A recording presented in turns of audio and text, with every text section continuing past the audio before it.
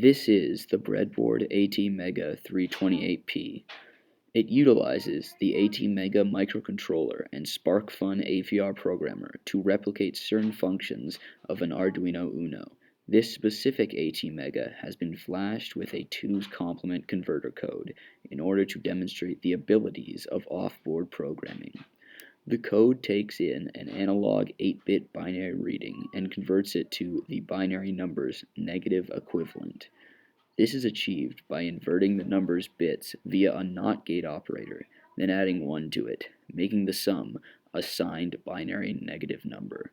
This number is shifted out into a SN74H595 shift register, which displays the bits onto an 8 LEDs. The arithmetic operation used to convert binary to signed is called 2's complement.